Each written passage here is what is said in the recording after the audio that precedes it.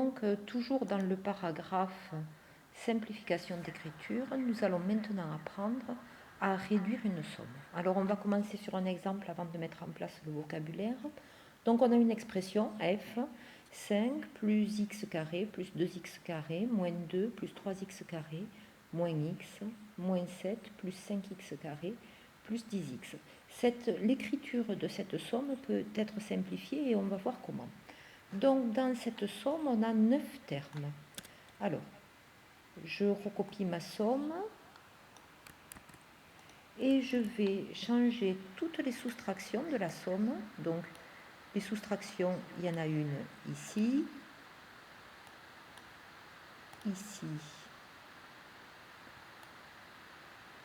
et une troisième et dernière ici. Donc, toutes ces soustractions vont être changées en addition en appliquant la règle soustraire un nombre revient à ajouter son opposé. Donc, soustraire 2 revient à ajouter moins 2. Soustraire x revient à ajouter moins x. Soustraire 7 revient à ajouter moins 7. Donc, j'ai bien 9 termes. Le premier terme 5, x carré, le deuxième terme x carré, le troisième terme 2x carré, le quatrième terme moins 2, le cinquième terme 3x carré, le sixième terme moins x, le septième terme moins 7, le huitième 5x carré, le neuvième et dernier 10x. Alors ces termes ne sont pas tous de la même nature. Qu'est-ce qu'on appelle des termes de la même nature? C'est des termes qui ont la même partie littérale ou qui sont des termes constants.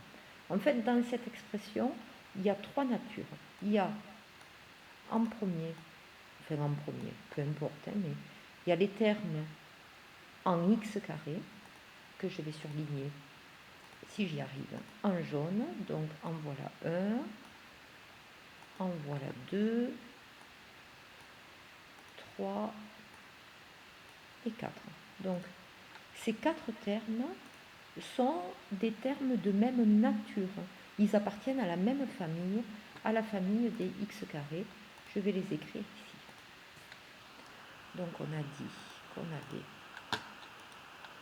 x carré. Vous vous souvenez que x carré, ça veut dire 1x carré. Puis on a 2x carré. Je vais faire un copier-coller. On a 3x carré et 5x carré. Voilà les quatre termes en x carré qui sont dans cette somme. Ensuite, on a des termes en x. Alors, les termes en x, il y en a seulement deux.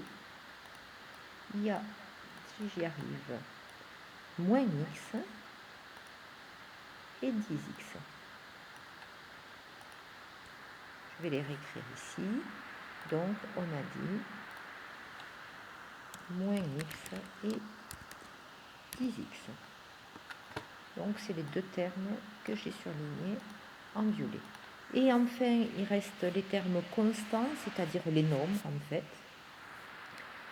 Il y en a trois. Il y a... Alors, qu'est-ce qu'on va choisir comme couleur? Tout. On va prendre du bleu.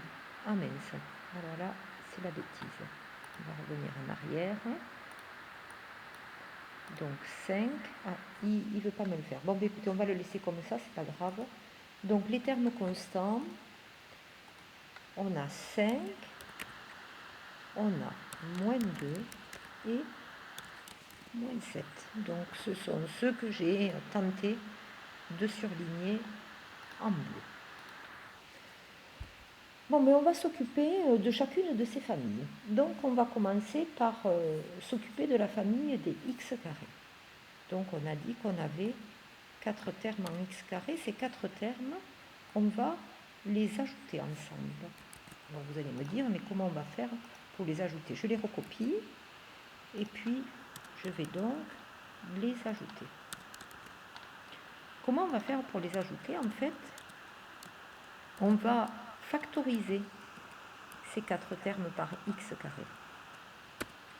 Alors, vous savez que pour factoriser, il faut faire apparaître le facteur commun. Donc le facteur commun, c'est x carré. Ici, je fais apparaître l'autre facteur, 1. Ici, on a 2 fois x carré, 3 fois x carré et 5 fois x carré. Donc j'ai bien x carré comme facteur commun et je peux donc factoriser en disant que c'est x carré. Facteur de quoi? Le facteur des autres facteurs 1, plus 2, plus 3, plus 5. Et cette somme-là, 1 plus 2 plus 3 plus 5, je peux l'effectuer. 1 plus 2, 3, 3 plus 3, 6, 6 plus 5, 11. Donc en fait, la factorisation me permet d'écrire x carré, cette somme de 4 termes, je peux l'écrire x carré fois 11. Et vous savez que x carré fois 11 s'écrit plus simplement 11 x carré. Donc j'avais 4 termes en x carré, je n'en ai plus qu'un, 11 x carré. On va faire la même chose avec les deux termes en x, donc je vais les ajouter. Ah. Alors, hop là, non, c'est pas ce que je veux faire. Je vais aller à la ligne pour ça, et je vais donc ajouter moins x et plus 10x. Alors, même chose que précédemment, je vais faire apparaître le facteur commun x. Donc, moins x signifie moins 1 fois x, et 10x signifie 10 fois x. On voit bien apparaître le facteur commun x. On peut donc factoriser par x, et ça, on obtient x facteur de moins 1 plus 10. Moins 1 plus 10, je peux l'effectuer, c'est égal à 9. Et j'obtiens en écriture simplifiée 9x. Donc j'avais deux termes en x que j'ai réussi à regrouper par factorisation pour n'en obtenir plus qu'un. Il ne me reste plus que les termes constants qui sont ici et que je vais ajouter également. Donc c'est 5 plus, alors parenthèse pour séparer le symbole plus du signe moins, le symbole de l'addition du nombre, du signe du nombre négatif, et je vais effectuer cette somme, 5 plus moins 2 plus moins 7, 5 plus moins 2 ça fait 3, 3 plus moins 7, on obtient moins 4. On avait 3 termes constants, on n'en a plus qu'un. Ce qui me permet d'obtenir l'écriture réduite de l'expression f. Je peux dire que l'expression f est égale à 11x carré plus 9x plus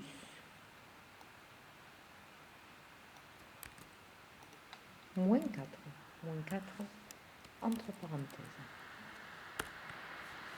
On retrouve ici le terme en x carré.